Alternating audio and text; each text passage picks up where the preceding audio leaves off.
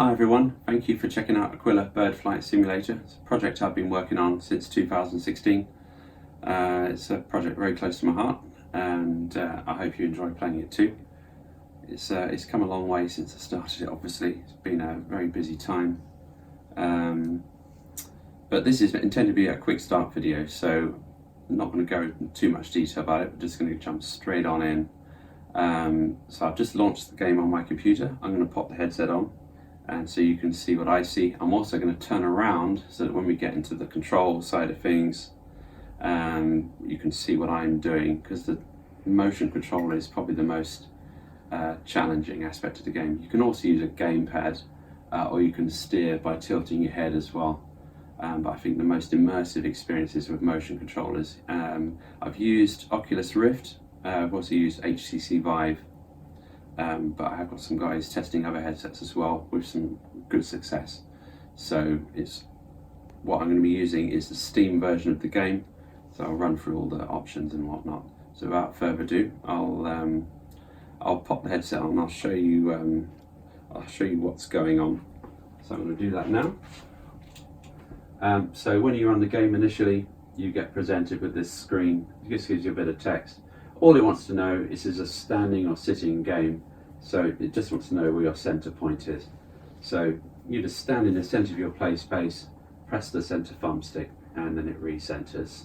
So north's in front of me, you've got start and exit buttons, and click go. That's as complicated as it gets. You'll then get the option screen. This is where all the main game options are at the moment. And basically, you'll get this on your PC screen while you're in VR. You can also see and use it in VR. A very quick guide to the options, start flight tutorial, and network features. I've just implemented multiplayer, that's what that comes to. Otherwise, they're pretty self-explanatory.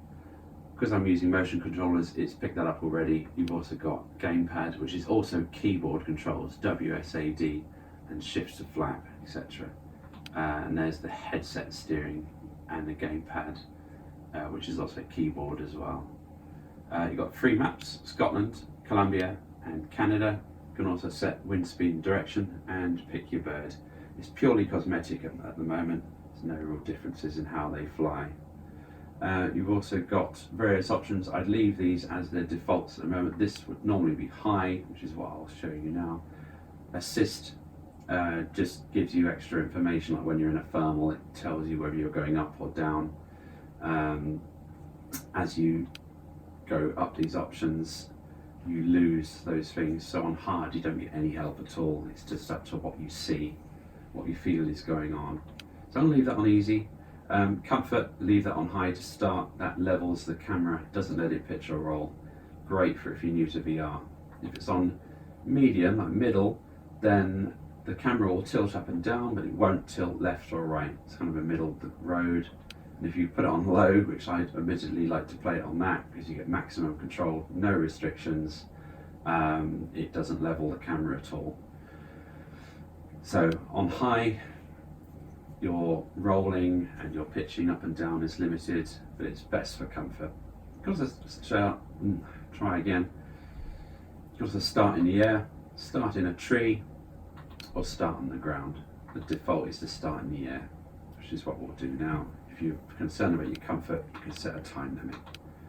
Options on here, your usual kind of settings. A good one there is your name. It's more important in multiplayer because you get a little tag showing your name. And start your default view and your usual options you'd expect to find. Sensitivity, view distance, various graphics options.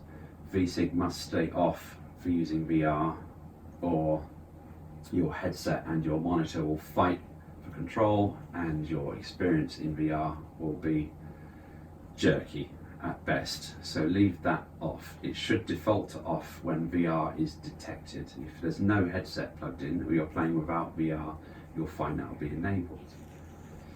This is another option I'm using now. This enables me to record a nice high resolution video.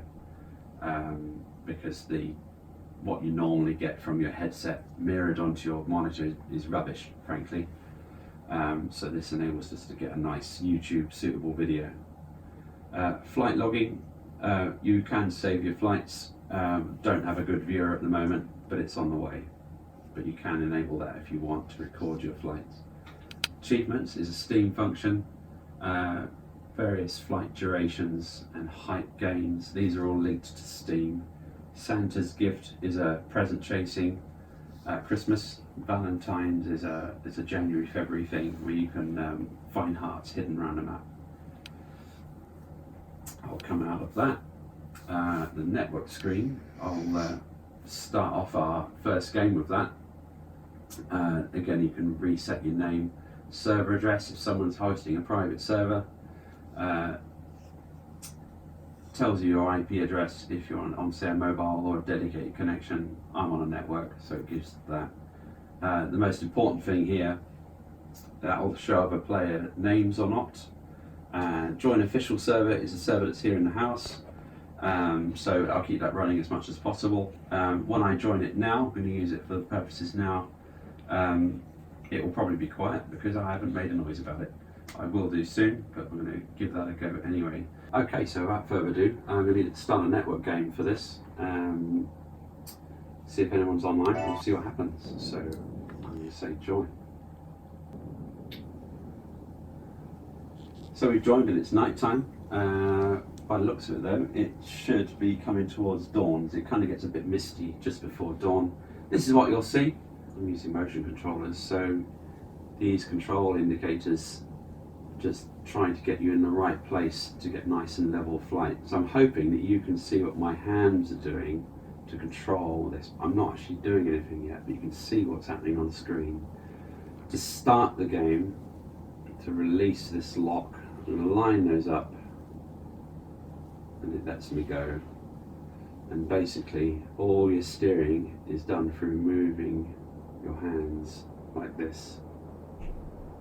So I'm rolling like that. So I have one hand's rolling palm up, one hand's rolling palm down, and this is how a bird would adjust its wings to actually fly. So I'm trying to simulate that. Obviously we've got the comfort mode on at the moment, which is limiting how much I can turn.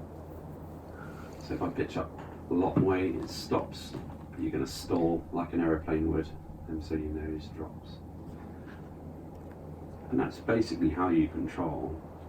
So to hopefully show you a bit better, I'm actually going to turn the comfort modes off. So you've got these menu options up here. That's to quit. That's for the music, which is off at the moment. That's the settings, and that's actually to pause the game. But you'll know in a network game you can't pause because the game's always running.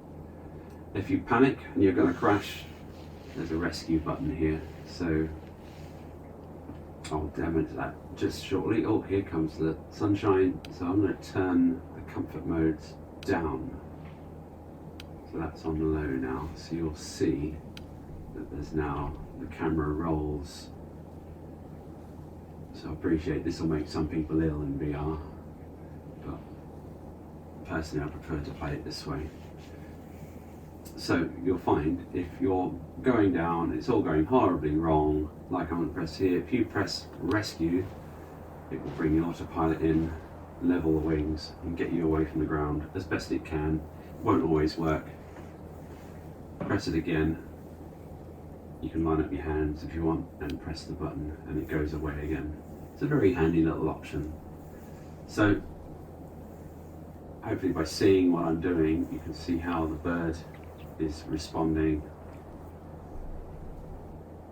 And now, to demonstrate what's happening flapping wise, I'm going to change the view. So if you look left or right, look at one of your wings and double press the trigger and you change views. So that's a back view, can help with nausea again. Press it again, you get a nice chase view. So that's how you do that. In terms of flapping, literally just arms up and down. It's as complicated as that gets.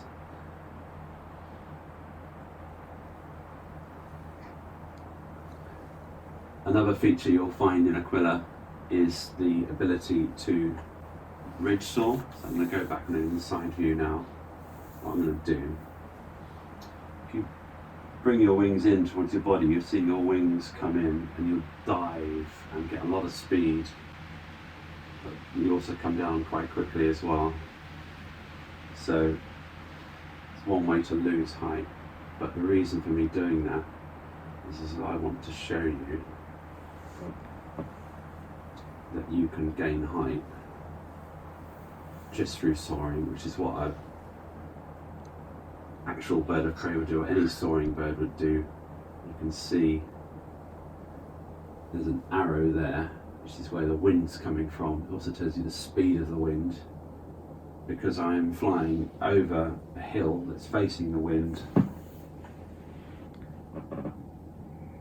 we can get height for free basically. The wind is running up that slope and you can see the altitude there is going up. Nothing more exotic than that. There are also thermals which you can use to fly. I will cover them later on in this video. What I'll do now is go towards the top of this hill. I'll just show you, I'll just how to land on the flat and we'll go from there.